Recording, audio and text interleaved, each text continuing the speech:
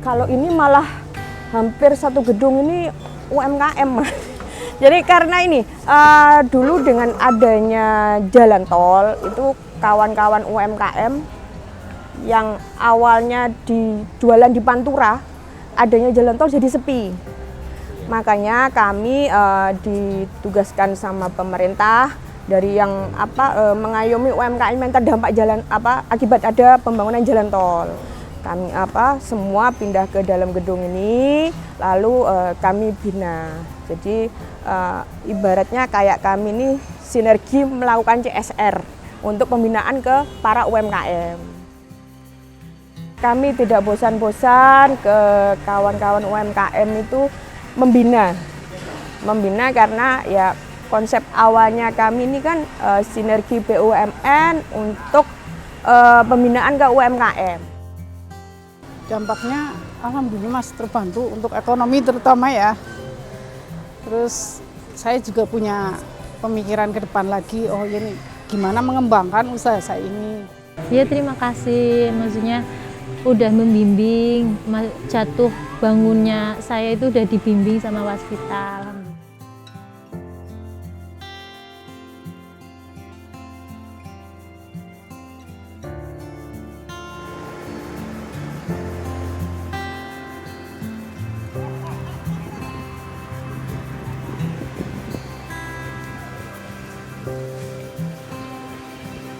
Perkenalkan, nama saya Dina Yunanda, saya sebagai Direktur Utama di Rest Area ini. Sebenarnya Rest Area ini PT-nya namanya PT PP Sinergi Banjaratma.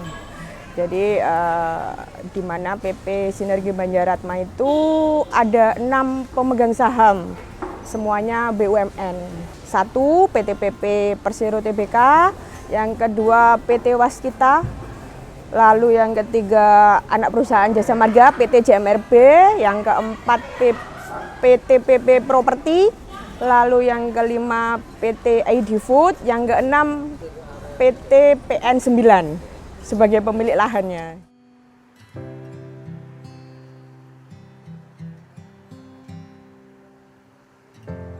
Jadi sebenarnya dulunya ini Rest Area ini bekas pabrik gula, Mas. Tahun 1908 ini bekas pabrik gula, lalu beroperasi sampai dengan tahun 1997. Karena biaya operasionalnya besar ya daripada yang didapatkan, akhirnya tahun 1997 ini tutup. Lalu oleh pemerintah ini, karena kita ada di sebelahnya jalan tol, oleh pemerintah kami 6 sinergi BUMN disuruh mengelola lahan bekas pabrik gula itu menjadi rest area. Kita mulai membangun itu tahun 2018, operasional tahun 2019. Jadi kalau dibandingkan rest area lain, pasti di tempat kita berbeda karena kita adalah sinergi 6 BUMN, di mana proporsi untuk penghuninya itu di tempat kita 70% UMKM, 30%-nya baru non UMKM. Jadi kita karena sinergi BUMN tersebut, jadi kami mengayomi lah, membina, mendidik para UMKM. Saya dengan Poppy Sukmawati, saat ini saya menjabat sebagai manajer TJSL di PT Waskita Karya Persero Tbk. TJSL itu sebenarnya kalau mungkin orang-orang lebih mengenalnya adalah program CSR, Mas. Tapi karena kami BUMN, kami dapat penugasannya ya berupa bentuknya TJSL, tanggung jawab sosial dan lingkungan. Kalau untuk tugasnya TJSL itu sendiri menjalankan program tanggung jawab sosial dan lingkungan yang berkelanjutan, Mas. Berkelanjutan, dapat dipertanggungjawabkan. Dan kalau untuk fungsinya itu sendiri, kami ada 2, menjalankan tugasnya ada 2, fungsinya juga 2. Yang pertama adalah program TJSL itu sendiri, terus yang satu lagi program PUMK, pendanaan usaha mikro dan kecil. Diharapkan dengan ada programnya PUMK itu, semua programnya dapat dilakukan secara transparan, terukur, terarah, dan dapat dipertanggungjawabkan.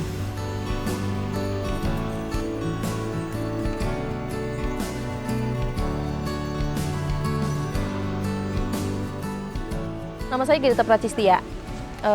Usaha saya Uban Kedai di sini berdiri semenjak tahun 2021.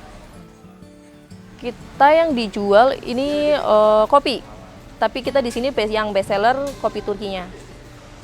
Jadi kopi Turki di sini, di menu kopi Turki di sini ada dua, Erdogan sama yang ori. Kalau yang Erdogan itu plus kopi susu gula aren, itu yang best seller di tempat kita.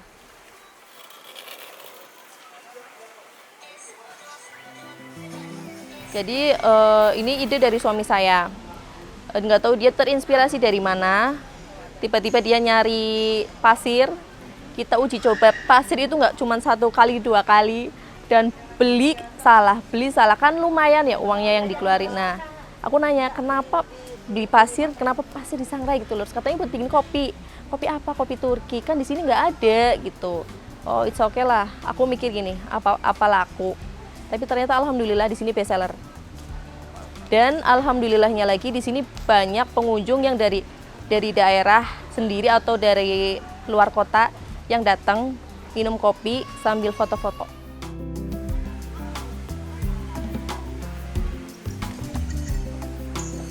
Ya, Assalamualaikum warahmatullahi wabarakatuh.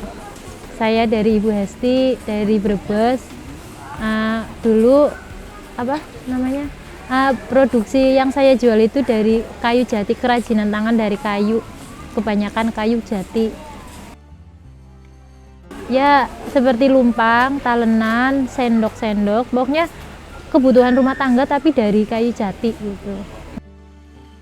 Kalau dari kayu jatinya itu berarti udah 1 tahun, baru jalan 1 tahun.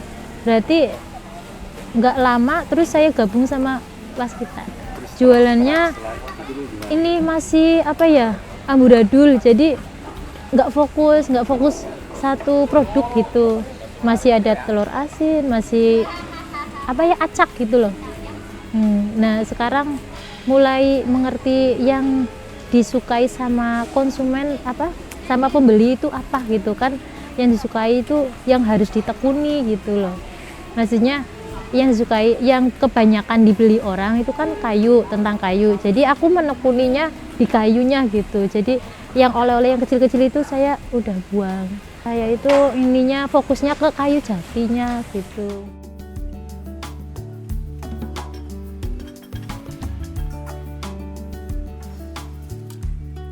Perkenalkan, nama saya Sri Juwanti. Untuk produk saya itu sate torpedo.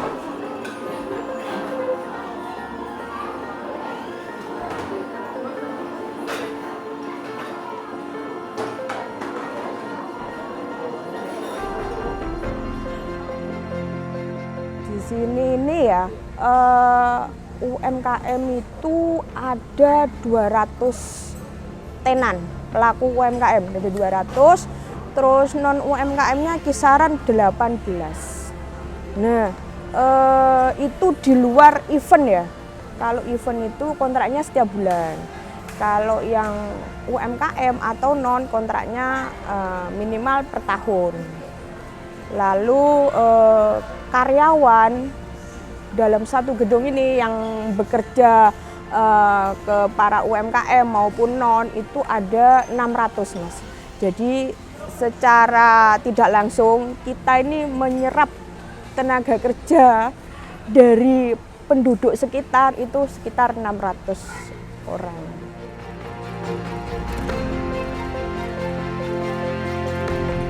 Nah, ini ciri khasnya ini.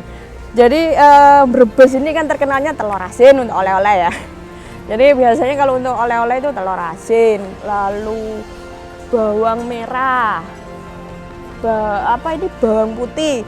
Telur asin pun saya juga baru tahu di sini Brebes ini ada 4 rasa telur asin. Telur asin yang biasa aja yang warnanya biru, terus telur asin panggang warnanya hitam itu, terus ada telur asin pindang, terus ada telur asin mangon. Saya juga mangon apa yang bebeknya itu dilepas gitu bahasanya, bukan dipelihara tapi dilepas ke alam bebas gitu. Untuk yang makanannya yang terkenal adalah sate kambing. Udah semua jenis makanan sih di sini kayak wisata kuliner lah Mas. Lalu ada gerabah dari tembikar, terus ada oleh-oleh dari kayu, terus ada untuk oleh-oleh buku, terus para pelukis. Nah mungkin di rest area lain nggak ada untuk pelaku para pelukis ya. Tempat kita ini paling banyak Mas.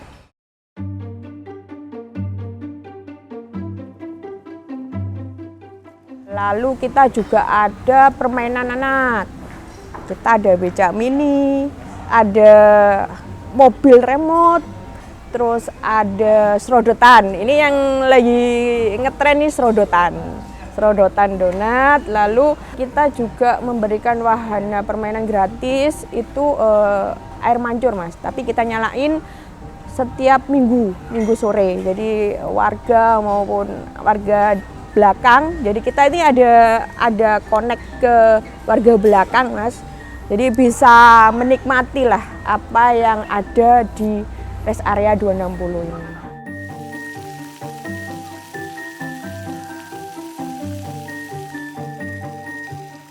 Berdasarkan arahan dari Kementerian BUMN, kami ada 3 program prioritas yang harus dijalankan. Yang pertama di bidang pendidikan, contohnya seperti pemberian beasiswa, terus bantuan sarana dan prasarana pendidikan. Lalu yang kedua bidang ekonomi, itu untuk pemberdayaan UMKM. Dan yang ketiga di bidang lingkungan seperti penanaman pohon dan juga adanya pembangunan sumur bor, kurang lebih seperti itu.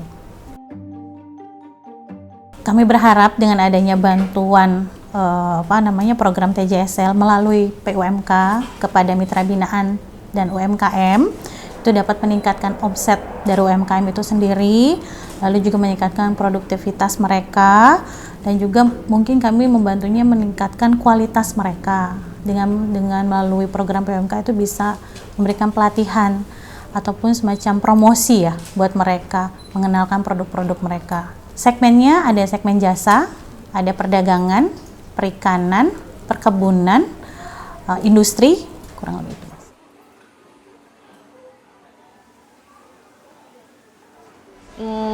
Jadi kita sempat ditawarin, ya sempat dipikir-pikir dulu ya Mas, ternyata ini sangat menguntungkan buat kita. Jadi kita ambil kesempatan itu. Saya dapat modal, jumlahnya lumayan gitu, dan sangat menguntungkan sekali. Dari uang tersebut saya pakai untuk beli mesin, untuk renovasi, dan buat tambahan alat-alat yang lain. Sangat menguntungkan sih. Terus kayak tempat saya jadi gimana ya, untuk alat-alat jadi lebih praktis, terus lebih lengkap gitu, terus untuk pekerjaan lebih gampang. Kayak misal nih, saya kan beli mesin nih, yang tadinya saya mau ngelayanin 5, cuman makan waktu misal 5 menit, ini paling cuman 2,5 menit selesai gitu. Jadi lebih cepet. Kalau misalkan kita lagi rame ya kita teratasi semua.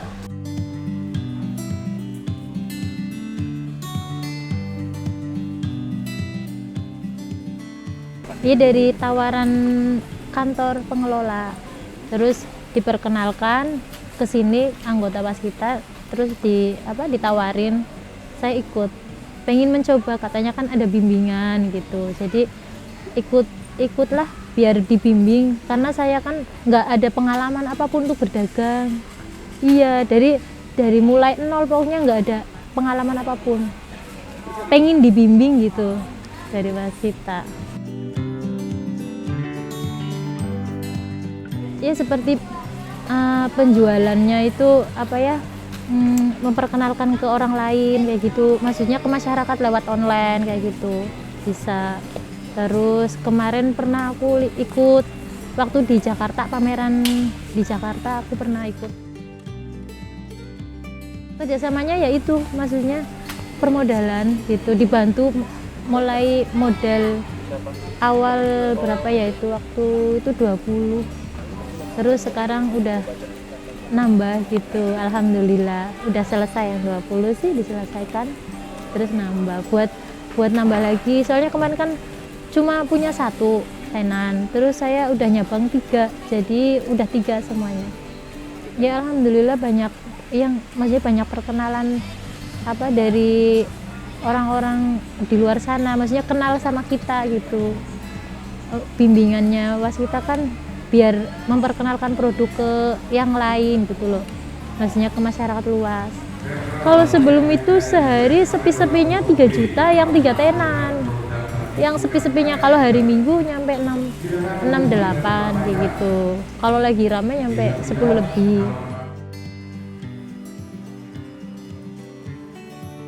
Ceritanya pas suami kan ikut itu proyek gitu, terus ditawarin pas bikin proyek di sini di rest area 260, terus ditawari, tanya-tanya sih maksudnya bisa nggak buka kios di sini. Terus pas itu ketemu sama Pak Rudi, terus ditawari mau nggak ini seperti itu. Kalau mau ya ayo, pas ini yang bikin ini sih saluran itu kan suami. Jadinya kebetulan sekali, ya udah boleh Pak.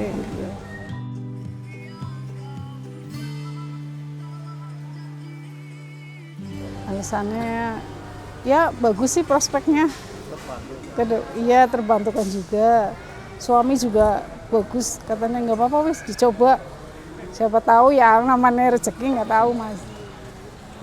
Dampaknya alhamdulillah Mas terbantu untuk ekonomi terutama ya. Terus saya juga punya pemikiran ke depan lagi, oh ini gimana mengembangkan usaha saya ini.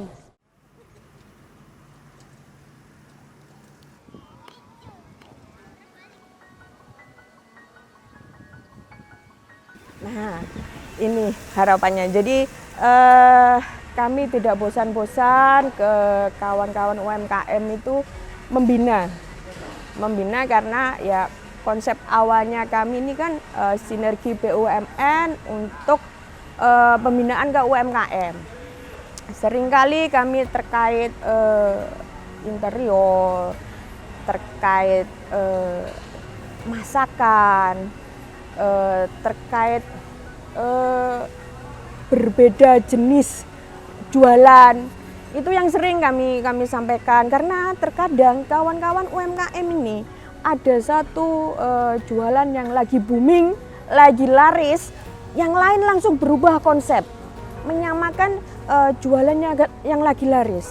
Itu yang kami tidak bosan-bosan untuk menyampaikan, untuk jangan menyamai jualan yang sudah ada. Itu. Lalu yang kedua, kami sampaikan juga agar tatanan interiornya bisa menarik pengguna jalan yang melintas di tempat kami. Jadi sering kami sampaikan bahwa penampilan itu penting. Orang mampir pertama kali bukan melihat rasa, melihatnya adalah penampilan.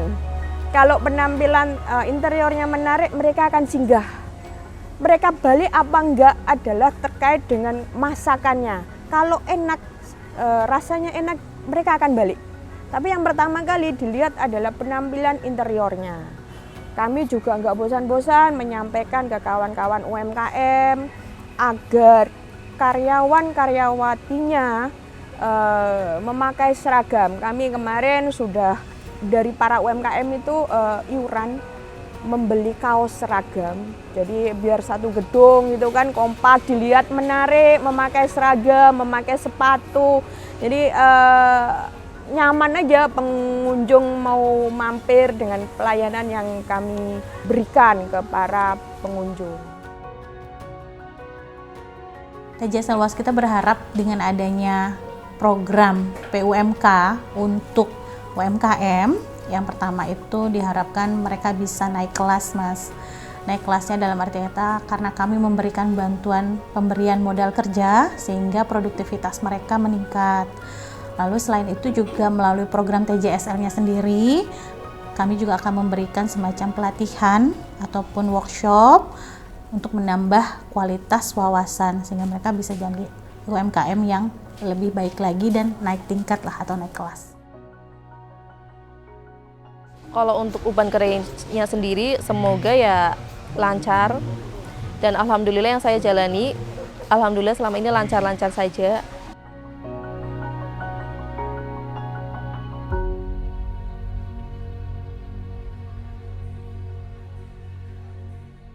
Ya semoga maksudnya sering diajak.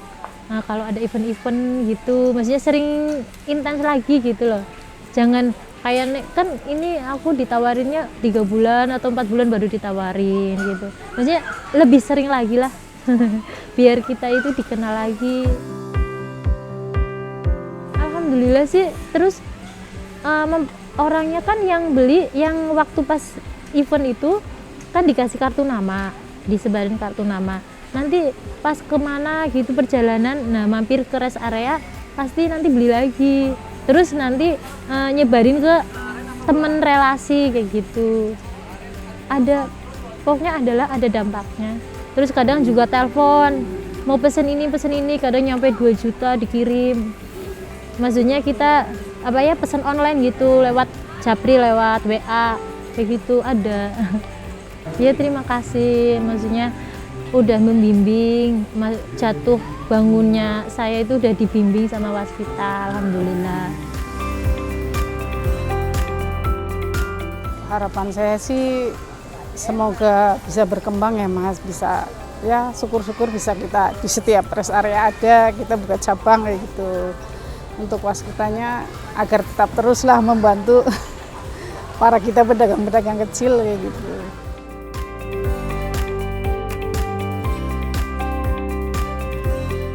Hai, saya owner Uban Gedai. Usaha saya ini kopi Turki yang sangat best seller sekali di kilometer 260. Rasanya enak dan kualitasnya bagus. Silahkan datang di rest area Banjaratma, kilometer 260B.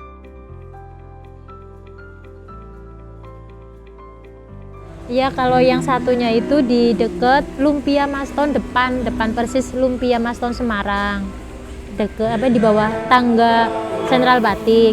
Yang kedua di sini dekat toilet yang ini ya. Terus yang ketiga di belakang Ciganea, yang Ciganea itu yang di luar ada. Terus khas kok. Kalau tenan saya itu khasnya kayu jati, jadi pasti orang lihat Rizkia Souvenir. Ya pokoknya saya kan Rizkia Souvenir, jadi pasti tahu tenannya Rizkia Souvenir itu penataannya ya itu kayak gitu. Rest area ini disebut KM 260B.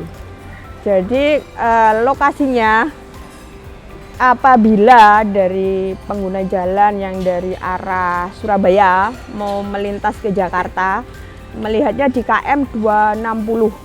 B itu karena ke arah Bandung, ke arah Jakarta. Jadi 260B lokasinya di Brebes, Jawa Tengah.